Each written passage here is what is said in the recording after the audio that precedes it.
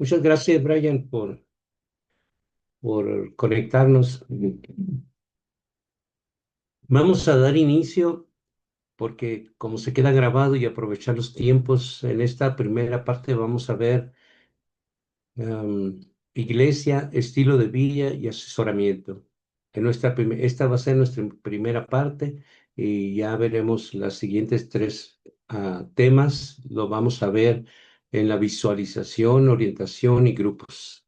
Y vamos a esforzarnos por salir adelante. Vamos a hacer una oración y entramos en tema. Padre amoroso, Jehová Dios de los ejércitos, nos acercamos a través de Jesucristo, nuestro Señor y Salvador, ante tu trono de tu gracia, porque tú nos invitas que nos acerquemos confiadamente para que todos nosotros podamos nosotros alcanzar el oportuno socorro y el oportuno socorro que abras nuestro entendimiento y podamos nosotros comprender, entender, Padre, esta clase. Un día mis hermanos, mis hermanas van a tener que echar mano de esto y te pido que tú les des, Padre, sabiduría en el nombre de Jesucristo. Amén.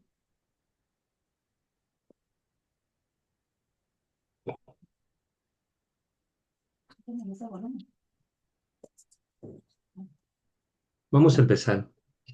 Bueno, tenemos el tema de administración pastoral, los capítulos 19 hasta el 24. Y la administración pastoral cimentada en la doctrina de Cristo. Vamos, dice en segunda de Juan 1:9, cualquiera que se extravía y no persevera en la doctrina de Cristo no tiene a Dios. El que persevera en la doctrina de Cristo, ese sí tiene al Padre y al Hijo. Entonces, para que el Padre, el Hijo y el Espíritu Santo esté siempre la enseñanza debe de ser una enseñanza dirigida en la doctrina de Cristo. En esta obra que hemos escrito para este seminario de administración pastoral, pues ya vamos en la parte cuarta y vamos ya casi pisando el final de este libro y pronto empezaremos un nuevo libro. Les pido que pongamos atención en la lección 19, desarrollando una iglesia generosa. Como objetivo,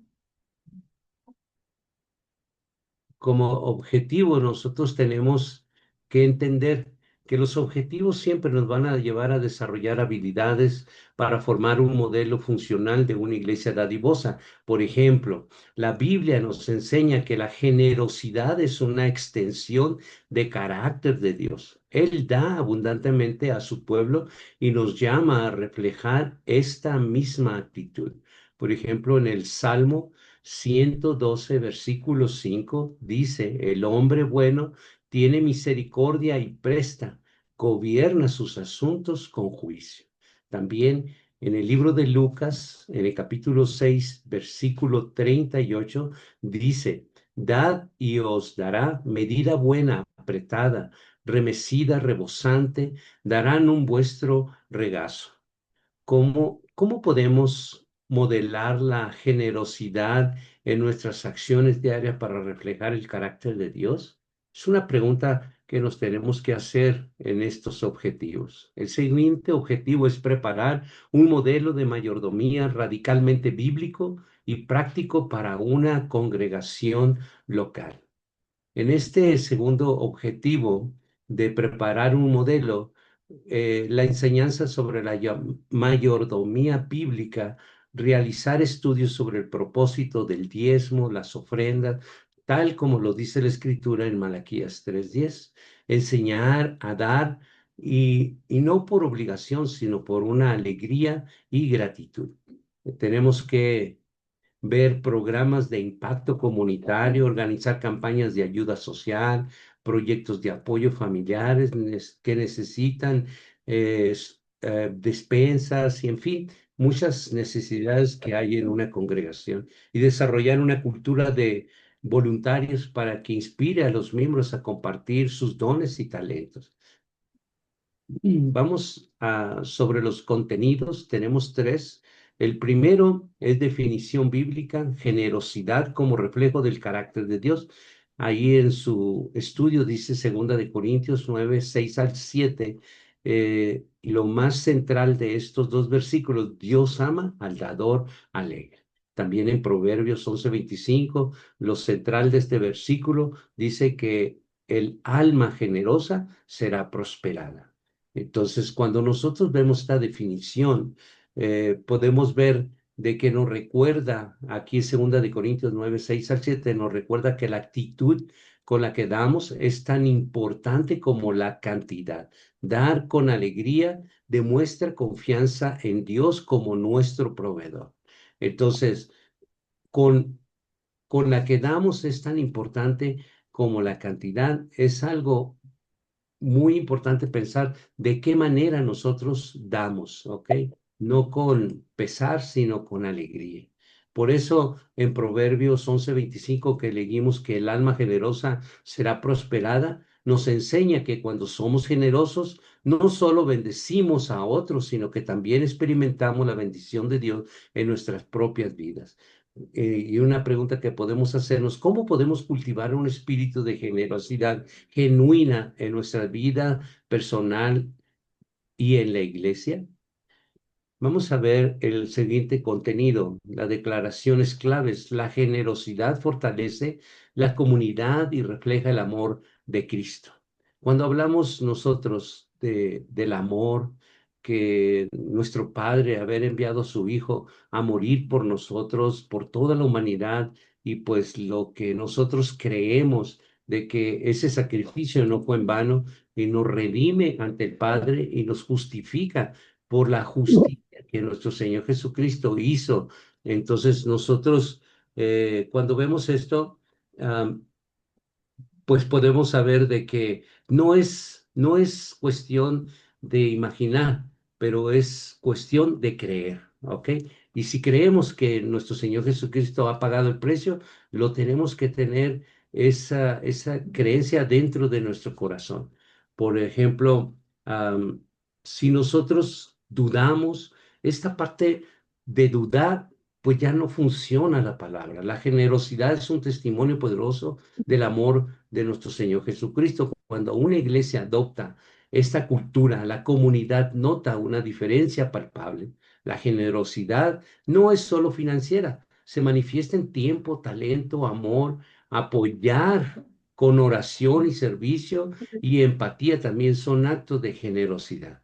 Es por eso que nosotros hace poco pasamos y les comunico de que la semana pasada no tuvimos clases debido a que tuvimos pues dos entierros, uno de 6 años, un bebé recién, pero también tuvimos después en un pueblo no muy cercano de aquí donde vivimos a un joven de 22 años. Y eso fue devastador para toda la mesa directiva que estuvimos apoyando en esos funerales. Entonces, una iglesia generosa cambia su entorno. Imagina una congregación que atiende a las necesidades, apoya a los jóvenes, sostiene iniciativas que promuevan el bienestar de la comunidad. ¿Cómo podemos inspirar nuestra congregación para que vea la generosidad como una parte integral de su vida cristiana? Y la respuesta es con ejemplo. Si nosotros ponemos el ejemplo, Juan, verdaderamente nosotros Martín, podemos hacer cambios muy radicales, ¿ok?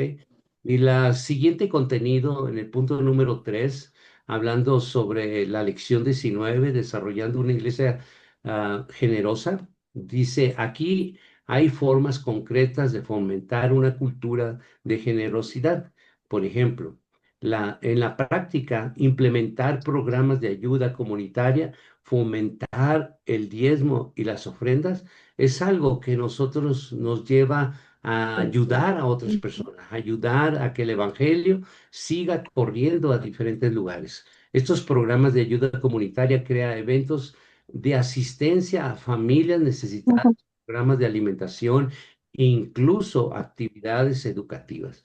Y eso es lo que hace tu diezmo, la ofrenda, pero la gente tiene que saber de que eso que hacen y siembran en el terreno de Dios no es un terreno árido, porque hay alfolís que son tierras áridas que no producen. Entonces nosotros tenemos que saber y enseñar de que este alfolí donde nosotros estamos siendo enseñados no es un alfolí de una tierra árida, sino una tierra fértil. Y se tiene que estar viendo todo lo que se está produciendo en esa tierra. Es una obra que se está llevando a cabo a los ojos de todos.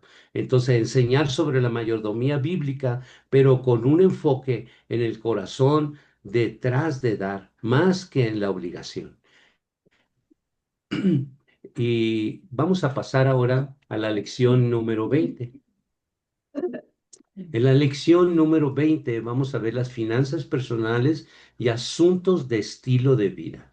Tenemos dos objetivos: liberar a la persona de problemas de dinero, materialismo y deudas paralizantes. Cuando hablamos de liberar a personas, entonces nosotros tenemos que ver de que hay muchas personas que tienen gastos innecesarios, pero que nosotros tenemos que enseñar a ser buenos mayordomos.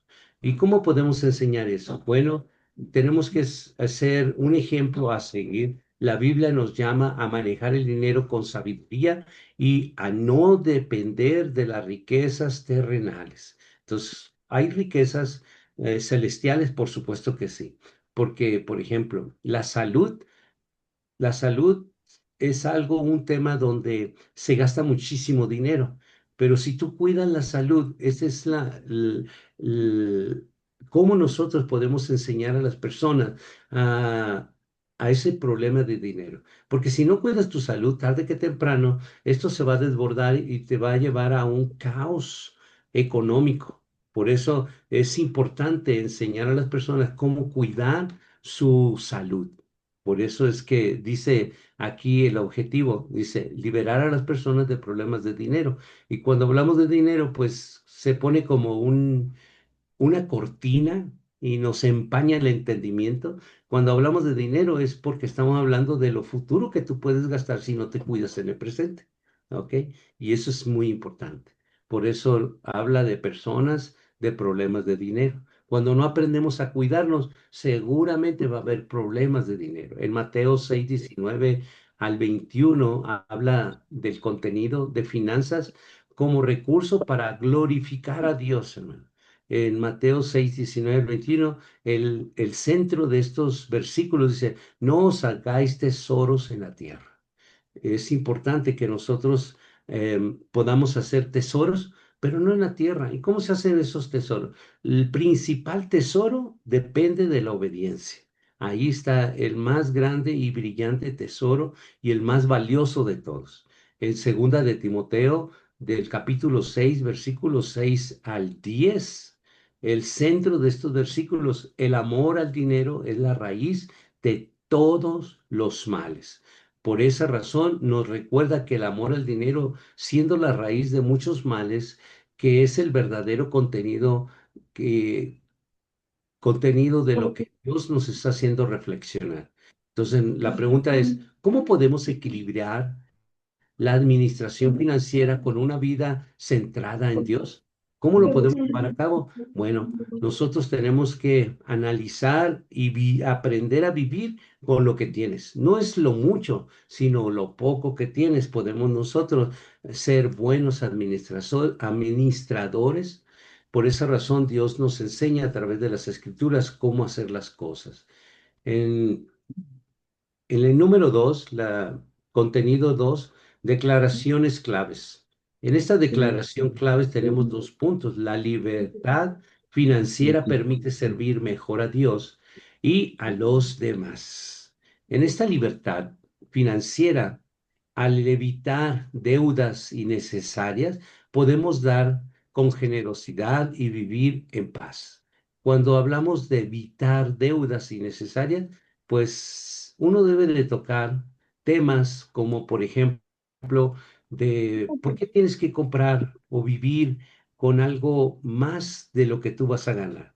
Nosotros tenemos que calcular de que si nosotros tenemos una cierta entrada, no sobrepasar de esa entrada de dinero, porque después vamos a tener no nomás problemas financieros, lo peor de todo es que vamos a tener problemas familiares.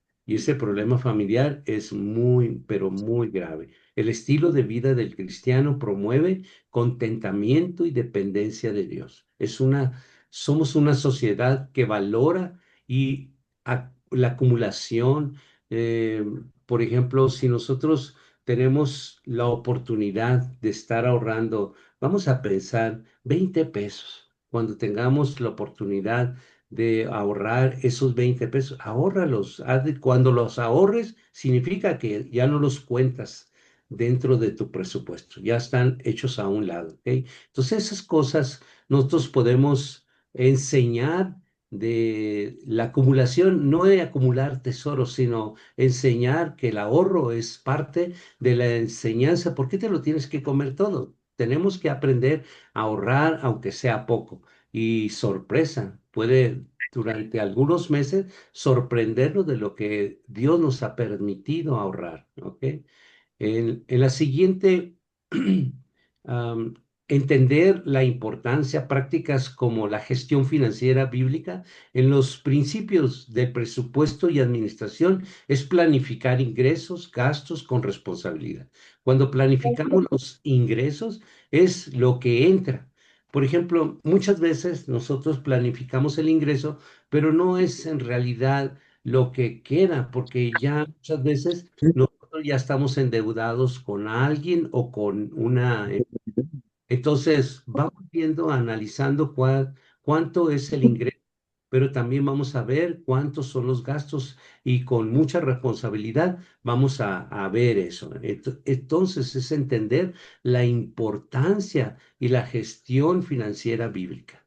¿Por qué es importante? Porque representamos a un Dios bueno, sabio, que nos está instruyendo a nosotros. Es por eso importante entender la importancia y llevarlo a la práctica y gestionar nuestras finanzas de acuerdo a la palabra de Dios. Evitar compras impulsivas y enfocarse en necesidades reales. Cuando hablamos de evitar compras impulsivas, bueno, la recomendación es de que siempre que vas a hacer mercado, vas a ir por despensa, vas a ir por la provisión de la semana o del día, qué sé yo, ¿no? Cualquiera que sea el caso. Nunca salgas cuando no has desayunado. Si es por la tarde, no vayas si no has comido. Y si es por la noche, no vayas si no es que has cenado antes. Porque cuando uno tiene hambre, de verdad, entonces vas a comprar muchas compras impulsivas y que no son necesarias. Ya lo último, antes de llegar a la caja, la recomendación de los economistas, pues es revisar el carrito. A ver, pregúntate, ¿tú sobrevives con esto o es indispensable para que lo compre? Entonces, esa es la manera, el filtro que se tiene que tener. El fomento del ahorro y la generosidad, dice en Proverbios 21. Vamos a leerlo. En Proverbios 21 dice, el vino es escarnecedor, la sidra alborotadora, y cualquiera que por ellos yerra no es sabio. Entonces, muchas veces nosotros, cuando vemos este consejo, nos enseña que el sabio ahorra en tiempos de abundancia, pero el necio nunca le va a gustar ahorrar. Por eso dice el versículo, al que maldice a su padre o a su madre, se le apagará su lámpara y oscuridad tenebrosa. Cuando nosotros vemos de que hay personas que maldicen, miren, no hay forma más grande y más terrible cuando uno no obedece la palabra de Dios que nos enseña. Dice, honra a tu padre y a tu madre para que tus días sean largos. Entonces, cuando nosotros no estamos honrando a nuestro padre y a nuestra madre, pues hay una maldición, no con palabras, pero con muchos hechos. Por eso, volviendo al tema de Proverbio 21:20, dice la palabra, tesoro precioso y aceite hay en la casa del sabio, mas el hombre insensato todo lo disipa. Ese es un consejo de presupuesto y evitar compras innecesarias y fomentar el ahorro de generosidad. Eh, Enseñanza y discipulado financiero. Es muy importante que en las congregaciones ustedes en un momento dado van a tener que tener ese tipo de enseñanzas y discipulado financiero a la luz de la palabra de Dios. Es por eso que se están preparando a organizar talleres en la iglesia sobre cómo manejar el dinero de manera bíblica y inspirar a otros mediante testimonios de transformación financiera. Eso es algo bien importante, provocar estos talleres de enseñanza a nuestros hermanos que se congregan es algo, una herramienta muy práctica, ¿ok? Pasemos al contenido. En el, en el contenido vemos tres puntos: la definición bíblica, las finanzas como recurso para glorificar a Dios. En Mateo 6 19 al 21 dice, no os hagáis tesoros en la tierra. Cuando nosotros vemos en Mateo 6 19 al 21, no os hagáis tesoros en la tierra, nosotros podemos ver de que Dios está en las finanzas, Dios está en lo que nosotros estamos ahorrando o pretendiendo ahorrar, ¿ok? Dios quiere de que no todo el tiempo estés tú ah, en tus finanzas siempre gastando todo lo que te llega. No, no tienes que gastar todo lo que te llega. Tenemos que aprender de Dios que tenemos que ahorrar. Ejemplo de José, ¿se acuerdan de las vacas flacas y las vacas gordas? ¿Y qué pasó ahí? Él aprendió a ahorrar, ¿verdad? Y es por eso que fue de gran bendición para un pueblo que tuvo hambre a nivel mundial. Y de ahí aprendemos de que está en Dios que nosotros podamos ahorrar. Sí, hay mucho sustento bíblico, ¿ok? No vas a dejar de comer por ahorrar, no vas a quedar mal con tus acreedores, tampoco. En 1 Timoteo 6, 10, del amor de Dios, la raíz de todos los males, es por eso que nosotros tenemos que, pues, no tener tanto amor y apego a las cosas ni al dinero tampoco, ¿ok? De acuerdo, ¿no? Entonces, algo muy importante es que no nomás quede en palabras, sino que lo llevemos a la práctica, ¿ok? ¿Y cómo vamos a llevarlo a la práctica? Bueno, enseñar principios de presupuesto, ahorro y generosidad. Todas estas tres cosas se pueden hacer. Estos principios de presupuesto esencial, porque tanto tengo, y entonces, ¿por qué gastas más de lo que tienes? Porque nadie te ha enseñado el principio de presupuesto, que significa lo que tienes en la mano. Y el ahorro en lo que tú puedes sin reprimir la comida y las cosas esenciales que son primordiales, y también todo te queda para la generosidad y ayudar a otros. Si no, no, La no, persona ya no tiene aprende explicación, a claro. la situación del ahorro, de la administración que Dios nos quiere enseñar, entonces nosotros podemos ver de que Dios estará con nosotros y podremos hacer eso y muchas cosas más. Por eso es que la enseñanza y discipulado financiero bíblico es organizar talleres sobre la administración financiera. Eso es algo muy, muy importante que pudiera llevarse en las congregaciones. Vamos a la lección número uno, que se trata de pastoreando el pueblo de Dios. Pastoreando el pueblo de Dios. Tenemos dos objetivos. El primer objetivo es comprender los roles del asesoramiento y cuidado pastoral en el ministerio actual. Cuando nosotros vemos este objetivo de cuidado pastoral en el reflejo del amor de Jesucristo, Jesús se describe a sí mismo como el buen pastor. Aquí da su vida por sus ovejas, los guía con amor y protección. Es por eso que dice en Juan 10, versículo 11, yo soy el buen pastor y el buen pastor su vida da por las ovejas. En primera de Pedro, a través de la inspiración en Pedro, Dios nos dice exhortación a los líderes para apacentar la grey de Dios con humildad, sin dominio sobre los demás, sino como ejemplos vivos de fe. Es por eso que dice apacentar la grey de Dios, pero no creyéndose más que los demás, sino sirviendo a todos, ¿ok? El segundo contenido es la declaración clave. El cuidado pastoral nutre las personas integral en Jesucristo. Cuando cuando estas declaraciones claves sobre el pastoreo, el cuidado pastoral busca la restauración y el bienestar integral de las personas en Cristo. No se trata solo de la instrucción bíblica, sino el acompañamiento emocional, el acompañamiento social y el acompañamiento espiritual sobre todas las cosas. Muchas de las cosas que el pueblo de Dios padece es porque precisamente la soledad, la falta de acompañamiento, eso es esencial que nosotros tengamos el tiempo de tener esas visitas pastorales. Entonces, am, desde los tiempos de los primeros discípulos de la iglesia primitiva, los buenos pastores han sido pilares de la unidad y dirección de fortalecimiento de la fe. Imagínense que tú estás en una situación de desánimo y de repente te tocan la puerta y es el pastor con su esposa, ¿no? O el pastor solo. Y entonces tú estás en un estado anímico muy mal y de repente recibes esa visita, es algo bastante estimulante y que te da para adelante. Es por eso que nosotros nunca debemos de dejar la visitación. ¿Están de acuerdo, hermano? Entonces, cuando nosotros hacemos declaraciones claves sobre el pastoreo, nosotros tenemos que ver, no es solo guiar espiritualmente, sino también cuidar del aspecto emocional.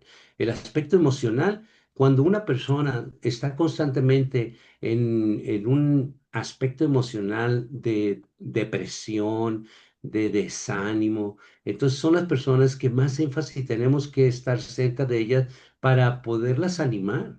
Porque, ¿qué creen? Cuando uno está desanimado, uno está en la orilla de la enfermedad. Cualquier cosa puede convertirse en patológico. Y patológico significa cualquier enfermedad. Cualquier enfermedad puede llegar a tu cuerpo, a tu mente. ¿Ok?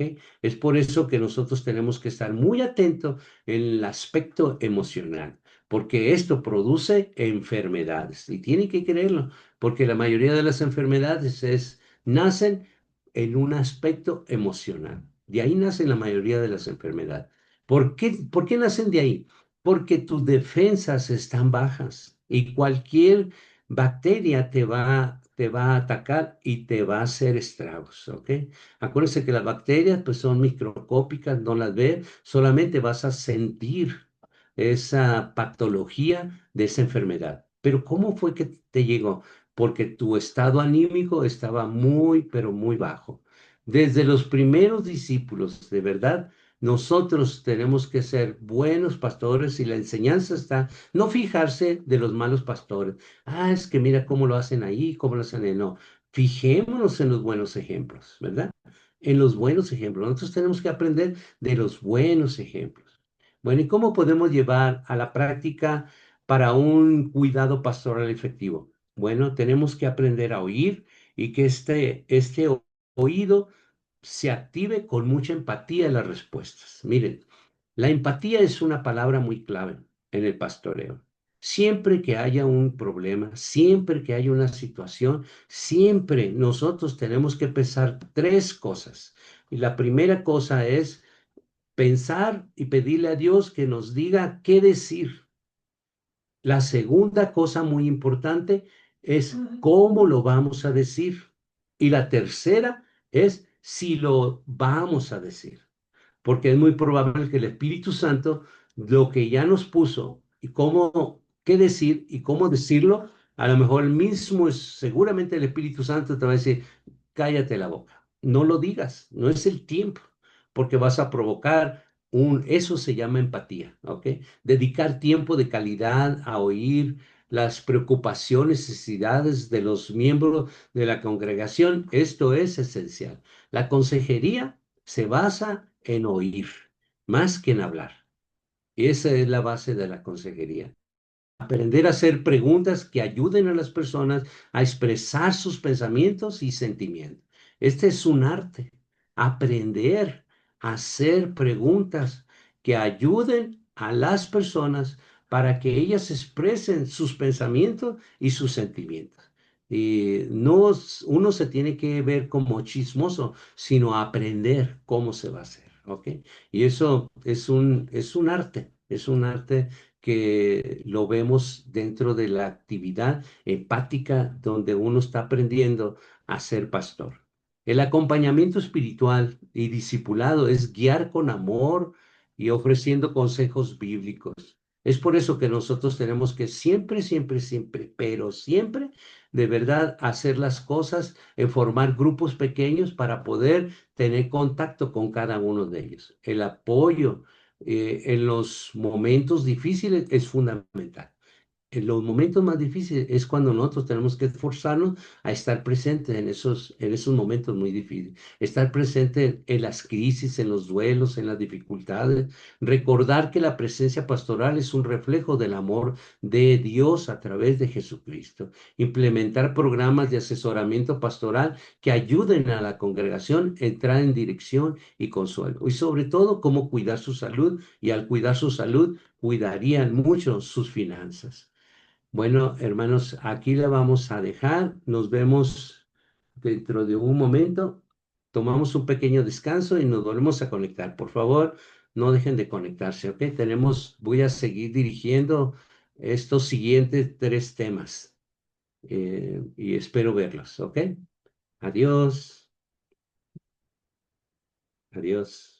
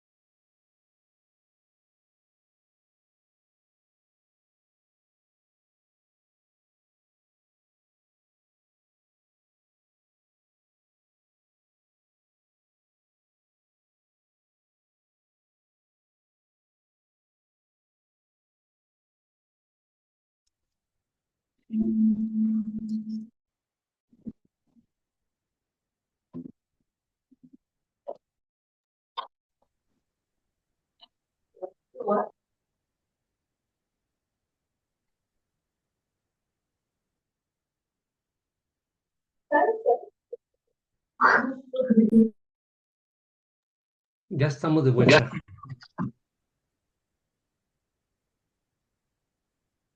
Muy bien. Entonces vamos a continuar con la lección número 22. El pastor como un pastor. Y se oye así como pleonasmo, ¿no? El pastor como un pastor, sí. O sea, un ovejero que no está dormido, un ovejero que está cuidando las ovejas. A eso se refiere que el pastor como pastor. Comprender el rol del pastor según las escrituras y el modelo de Jesús, porque muchas veces pastoreamos, pero sin ningún modelo, sino el modelo propio. El modelo propio es hacer las cosas como yo creo que las debo de hacer. Y el pastor como pastor se refiere que pastoreamos como nuestro príncipe de los pastores nos ha enseñado que pastoreemos, ¿ok? Vamos a hacer una pequeña oración y entramos en tema. Amoroso Padre Celestial, a través de Jesucristo. Nuevamente nos ponemos delante del trono de tu gracia y te pedimos, Padre, que también nuevamente nos abras el entendimiento para poder comprender, entender este estudio y en su tiempo que tú vayas a usar a mis hermanos, mis hermanas, ellos puedan llevar a cabo con mucha sabiduría su pastoreo. Esta es una enseñanza muy importante que sabemos, Padre, de que tiene el énfasis en aprender de ti, Señor Jesucristo, cómo tú quieres que nosotros llevemos a cabo esta misión tan importante que es el pastoreo. Vamos a entrar en el nombre de Jesucristo a estos temas tan importantes, ¿ok? El primer tema es comprender el rol del pastor según las Escrituras y el modelo de Jesús.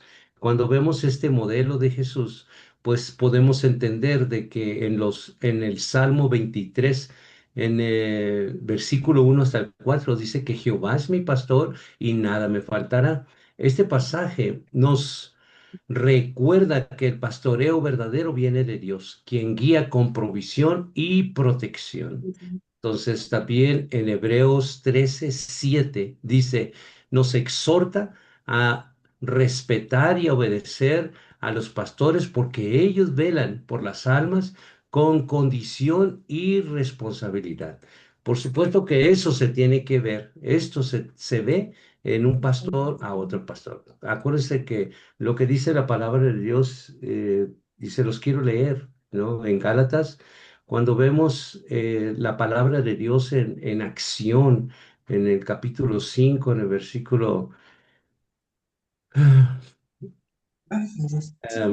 18, no, el 19. Gálatas 5:19. Manifiestas son las obras de la carne, que son adulterio, fornicación, inmundicia, lascivia, idolatría, hechicería, enemistades, pleitos, celos, iras, contiendas, disensiones, herejías, envidias, homicidios, o borracheras, orgías, cosas semejantes a esta. Pues vemos mucha carnalidad ahí. ¿Y a poco estamos hablando de siervos? Sí, los vemos en siervos que dicen que son siervos de Dios, pero su carnalidad y sus actos carnales nos demuestran de que son ministerios falsos. Y eso es lo que tenemos que prestar mucha atención. En cambio, un pastor, como dice este tema, el pastor como guía y protector, pues vemos la gran diferencia en Gálatas 5:22, más el fruto del Espíritu, o sea, la característica de que Dios está en ese pastor es el amor, el gozo, la paz, la paciencia, la benignidad, la bondad, la fe, la mansedumbre, la templanza. Esas características forzosamente las tenemos que ver y no ver las obras de la carne. Entonces, la palabra es muy clara. Es por eso que nosotros no podemos equivocarnos, ¿ok? Ejercitar funciones de pastoreo en visitación hogareña y hospitalaria es algo muy importante. Nosotros no podemos saber de que alguien está enfermo y quedarnos en casa. No podemos saber de que alguien está en dificultades y nosotros en casa. Por eso es que un pastor debe de aceptar de que servirle a Dios es tiempo completo. No puede ser un pastor que va y busca el sustento, es un pastor que no le cree a Dios. Definitivamente no le cree a Dios. A la hora de que haya una necesidad, por ejemplo, de hogareña, hospitalaria o funeraria, no tengo tiempo. Es que tengo que trabajar. Yo entro a las 6 de la mañana y salgo hasta como a las 6 de la tarde. Oye, no te puedo esperar. Ven, ¿con quién va a quedar? Dice la palabra de Dios que entre dos amos, uno va a quedar mal. ¿Se podrá esperar una persona que está gravemente en un hospital hasta que salga a las 6 de la tarde? Qué triste es que te hablaron en la mañana y cuando fuiste a las 7 de la tarde, a las 6:30 de la tarde, esa persona murió.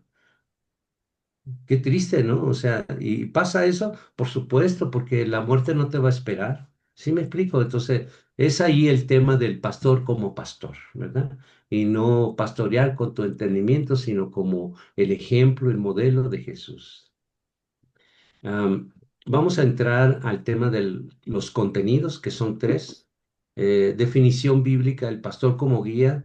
El pastor es llamado a liderar con dedicación, como un reflejo del cuidado de Dios, porque somos cristianos, seguidores de Cristo, y Él nos ha enseñado cómo debemos llevar a cabo el pastoreo. En el Salmo 23, versículo 1 al 4, el centro de estos 4 versículos es que Jehová es nuestro pastor.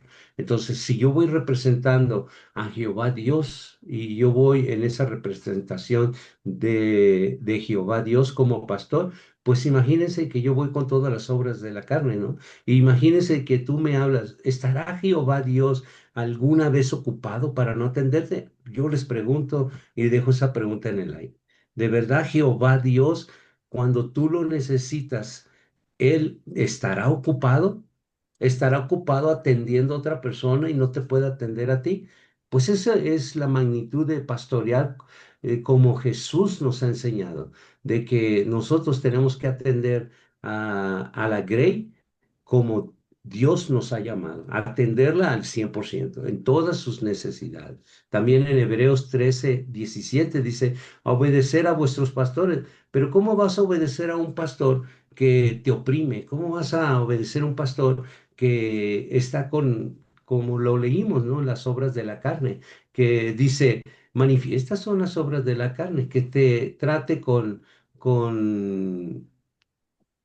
por ejemplo, que sea que tenga muchas enemistades, que sea pleitista, celoso, iracundo, que levante contiendas, que haga disensiones, que diga herejías, que lo veamos que tiene envidias y que se avienta una que otra copita y que todas estas cosas, yo no podría confiar en una persona así. ¿Sí me explico?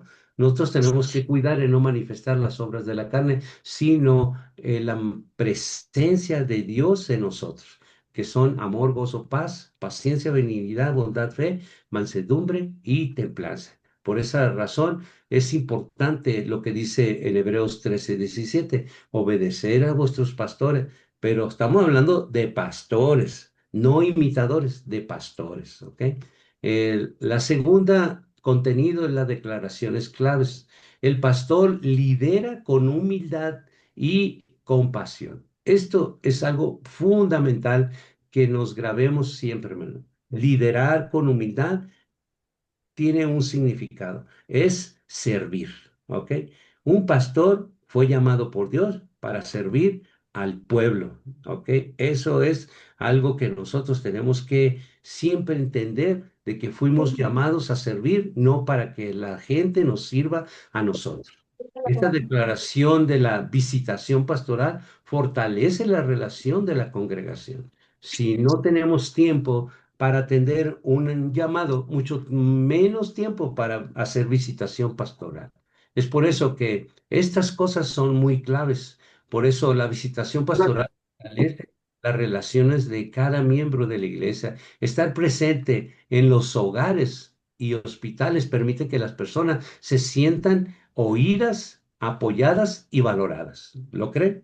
Claro, eso es así. Entonces, vamos a ver las prácticas para un pastoreo activo. Visitar visitas a los hogares y hospitales, dedicar tiempo a conocer las necesidades espirituales y emocionales de los miembros en su entorno personal es algo muy importante. Orar con las familias y brindarles apoyo sentimental es fundamental.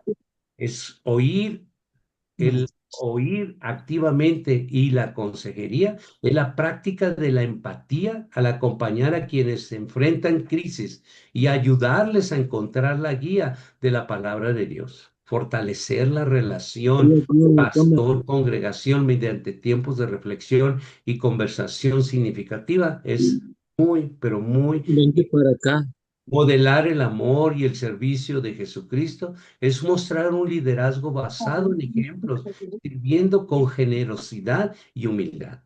También fomentar una cultura de apoyo mutuo detrás del púlpito, pues no se ven estas cosas, pero dentro de la visitación se anima a los miembros a ser parte del cuidado pastoral. No son palabras, son hechos, ¿ok? Esto es muy importante. Pasamos a la siguiente lección número 23. Tenemos dos objetivos.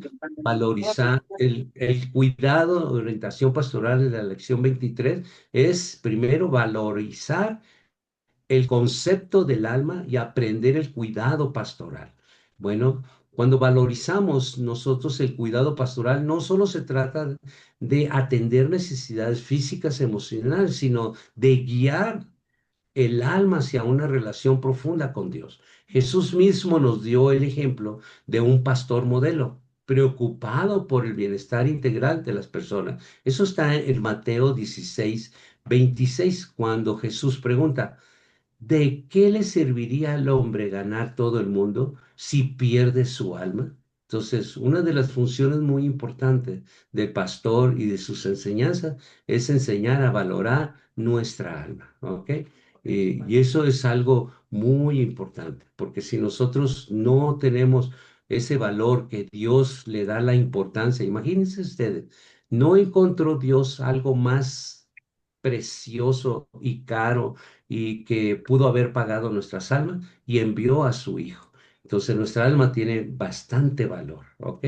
Una de las palabras que sustenta esto es Juan 10:11, dice, yo soy el buen pastor y el buen pastor da su vida por las ovejas. Así, eso vale nuestra alma porque Jesús nos muestra el amor sacrificial que debe caracterizar el cuidado pastoral hacia cada alma que se congrega. También en Hebreos 13:17, cuando nos dice obedecer a vuestros pastores, destaca la responsabilidad de los líderes espirituales en el cuidado de la comunidad. Por eso es que, ¿cómo vamos a obedecer si nunca lo vemos, ¿no? Que se preocupa por nosotros. Es muy difícil llegar a la obediencia cuando vemos de que pues alguien ni se preocupa por ti. El segundo es descubrir las formas. Aquí cuando vemos nosotros ejercitar funciones de pastoreo en la visitación hogareña y hospitalaria, pues vemos tres puntos. El oído activo es prestar atención a las necesidades espirituales. La oración y el acompañamiento es ofrecer apoyo espiritual a través de la oración. Y fomentar la comunidad es crear espacios donde las personas puedan compartir sus preocupaciones y recibir orientación. Y cuatro, es desarrollar un liderazgo de servicio capacitando a otros para que también puedan brindar cuidado pastoral. Eso es algo muy importante. Ahora pasemos al contenido.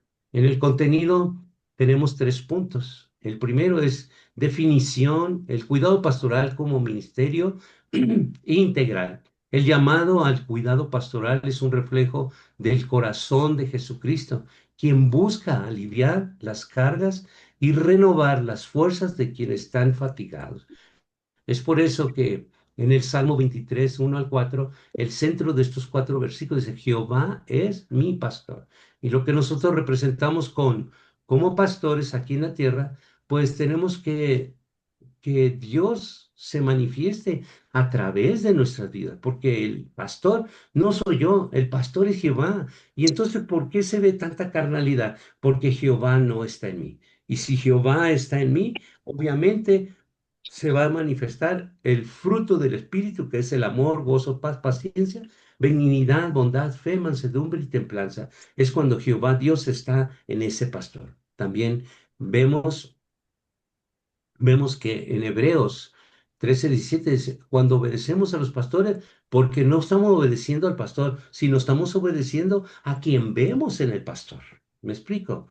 Y eso es algo muy importante. Si nosotros vemos al hombre, pues entonces es difícil obedecer a vuestros pastores. Pero cuando vemos manifiesta la presencia de Jehová Dios en ese siervo de Dios, verdaderamente uno dice, verdaderamente Dios está con él. Yo me voy a sujetar y voy a obedecer a mi pastor porque yo veo la manifestación de la presencia de Jehová Dios, que es mi pastor.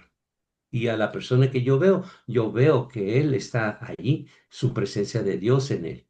Entonces, las declaraciones claves, hermano, dentro del contenido, el pastor lidera con humildad y eso tiene que manifestar en nuestras vidas la humildad de la manera como trata nuestros problemas, cómo ve nuestras situaciones. Más allá de consejos prácticos, el pastor debe de ayudar a la congregación a encontrar dirección en su fe y confianza en el Señor Jesucristo.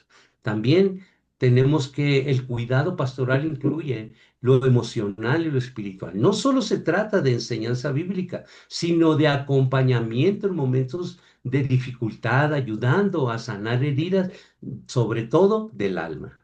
Y el punto número tres, en la práctica para un cuidado pastoral efectivo, pues se pueden desarrollar talleres de enseñanza, organizar encuentros donde las personas puedan aprender principios bíblicos sobre el crecimiento espiritual y manejo de desafíos personales, fomentar espacios donde los miembros puedan compartir testimonio y recibir personalizada. Eso lo podemos ver en los talleres que nosotros desarrollamos cada miércoles. Por ejemplo, el programa de apoyo emocional espiritual también lo llevamos a cabo porque llevamos la neuroplasticidad a las necesidades de la congregación y desarrollamos un equipo de consejería que brinda acompañamiento a quienes enfrentan crisis y momentos de incertidumbre a través de la mesa de ancianos que estamos organizados para eso, implementar estos grupos en oración. Pues lo que llevamos a cabo los viernes nosotros en nuestra congregación es orar por las necesidades, orar por enfermedades, orar por matrimonio, por niños, por jóvenes y en diferentes cosas, ¿no? Y necesidades. Bueno, también dentro del contenido tenemos el punto número tres, que es la programación de la comunidad como fuente del cuidado pastoral. Animar a la iglesia a verse unos a otros como hermanos en la fe, que se apoyan y edifican mutuamente.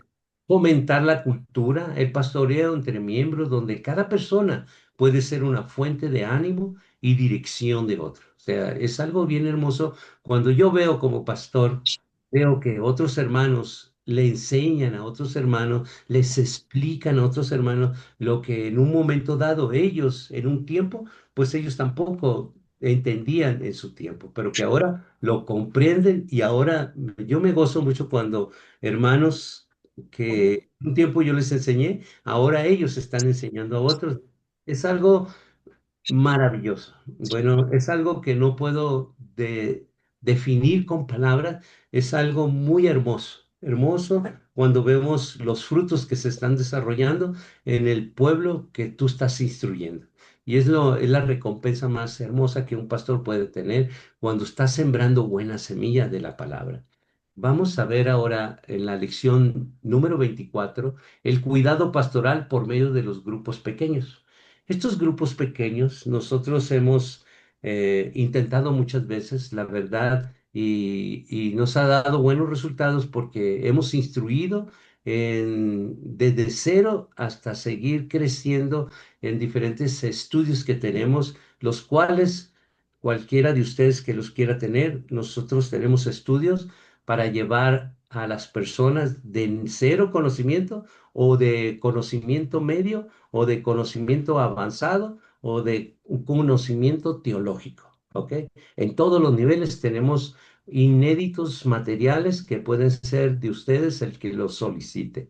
Nos ponemos a sus órdenes. Entonces, dentro de estos objetivos es conocer el desarrollo y tipos de grupos pequeños. Entonces, el desarrollo, cómo se va a llevar a cabo y los grupos pequeños, quién y cómo, quién va a disciplinar a qué persona.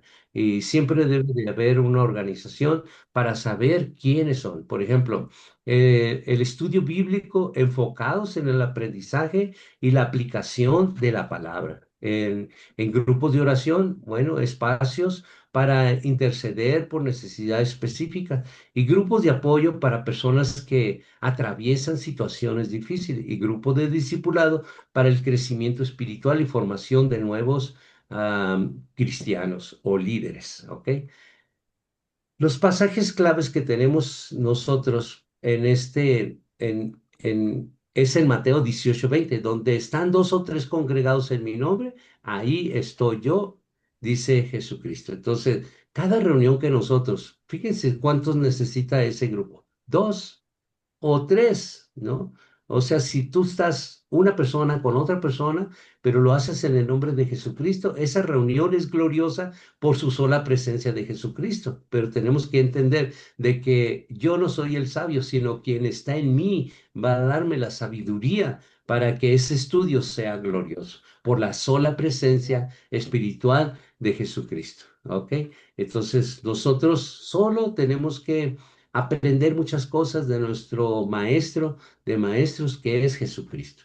Eh, un ambiente de confianza es importante hacerlo donde quiera que vayamos. El crecimiento espiritual a través del estudio bíblico y la oración es importantísimo. El apoyo emocional pastoral es sumamente fundamental, y el desarrollo del liderazgo sirviendo es formando nuevos líderes dentro de la comunidad, como lo estamos haciendo en este momento, ¿verdad? En un estudio de teología, no tanto principiantes, sino teológico. Vamos a pasar al contenido y vamos a ver la definición bíblica que tiene ahí en sus hojas, dice el Mateo 18:20, donde están dos o tres congregados en mi nombre, así yo estoy en medio de ellos. Bueno, esto Jesús enfatiza la importancia de la comunión de pequeños grupos. Cuando nosotros vemos que Jesús enfatiza que nosotros tengamos confianza. ¿Por qué la confianza? En esta comunión de pequeños grupos, ¿se acuerdan? Dos o tres. Si estamos con una persona nada más, nosotros tenemos que darle la importancia de que Jesucristo está en medio de nosotros. Y es por eso que nosotros tenemos que siempre no buscar multitudes. Entre más pequeños, más comunión tenemos con las personas y le damos mejor atención. También dicen Hechos 2:42 al 46 que la iglesia primitiva se reunía en las casas. Entonces, la iglesia primitiva, cuando se reunía en las casas, compartían enseñanzas, oraban y era un apoyo mutuo. El punto número 2 del contenido es declaraciones claves. Perdón, los grupos pequeños fomentan relaciones profundas y discipulado. Cuando nosotros vemos que fomentan estas relaciones profundas, porque nos permiten que los miembros se conozcan mejor y se apoyen mutuamente. Facilitan el discipulado porque son espacios ideales para el crecimiento espiritual y el aprendizaje bíblico. Responden a las necesidades específicas. Por ejemplo, pueden adaptarse a diferentes grupos dentro de la congregación, como pueden ser jóvenes, matrimonios, nuevos creyentes, etcétera. ¿Ok? Pasemos al contenido número 3, simulación de una sesión de grupo pequeño. Bueno, en la simulación, el estructura clara, definir el propósito y dinámica del grupo. Eso es importante establecer porque sería la visión y la misión de llegar a esa visión. El liderazgo capacitado, pues no vamos a poner una persona que no conoce de la palabra de Dios, tiene que estar capacitado y conocer la palabra de Dios para que la Biblia siempre se conteste con la Biblia y nunca respondamos, es que yo creo, yo pienso, es que un pastor dijo, no, no, no. La Biblia, esto debe de ser una ley. La Biblia se contesta con la Biblia, ¿ok? Y por eso es que el siervo de Dios no debe de ser neófito, sino muy conocedor de la palabra de Dios. Formar líderes que guíen con sabiduría y amor es algo muy importante. Y esa es nuestra misión, de formarlos a ustedes como líderes servidores de Jesucristo, que guíen con mucha sabiduría de lo alto y con mucho amor de Dios. El ambiente acogedor es crear un espacio donde los miembros se sientan cómodos para compartir. Esa es la confianza que nosotros vamos a inspirar en cada taller, en cada reunión, en cada espacio donde vamos a declarar la palabra de Dios y enseñarla. La simulación de una sesión es importante. La simulación se debe de hacer antes de ir a una casa o con alguien. Debemos practicarlo en la confianza de la congregación para practicar estas reuniones primeramente con oración, cómo se va a hacer el estudio bíblico y el diálogo abierto y de confianza. Entonces, pues a mí me gustaría mucho de que después de haber visto estas 6 lecciones, pueda yo recibir preguntas de ustedes. Y ustedes saben muy bien de que a mí sí me gusta mucho que me pregunten muchas cosas, ¿ok? Y entre más difíciles las preguntas, me gustan aún más, ¿ok? Vamos a orar, hermanos, y nos despedimos. Sé que nos quedan unos minutos, pero afortunadamente Dios nos dio el tiempo para acabar las 6 lecciones. Y quedamos toda la mesa directiva a sus órdenes, el director Brian, la subdirectora Carito y su servidor. el pastor Víctor, y estamos en la mejor disposición de contestar sus preguntas, aún aquellas cosas que ustedes quisieran, consejería o cualquier cosa por el lado particular, no las pueden hacer. Por favor, permítanme orar y bendecirlos, ¿ok? Amoroso Padre Celestial, a través de Jesucristo, nuestro Señor, nuestro Salvador, Padre, yo como tu siervo quiero bendecir a este grupo de teólogos que están preparándose para un día tomar, Padre, la dirección y poder llevar a cabo el estudio teológico o edificar vidas, familias. No sé dónde tú los vayas a mover, Padre, pero a mí me toca juntamente con la dirección de Brian y Carito, edificarlos, instruirlos en la palabra, para que en un día de mañana tú les permitas también hacer lo mismo que nosotros, ellos están mirando que estamos haciendo.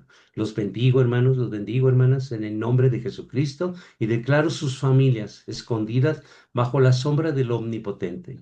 Y declaro que la paz de Dios que sobrepasa todo entendimiento guardará sus corazones y sus pensamientos en Cristo Jesús. Amén. Bendiciones, hermanos. Amén. Pasen una Amen. buenas noches. Buenas noches. Les Buenas amamos. noches, bendiciones. Bye. Bye. Bye bye. Amén. ¿Cómo sale?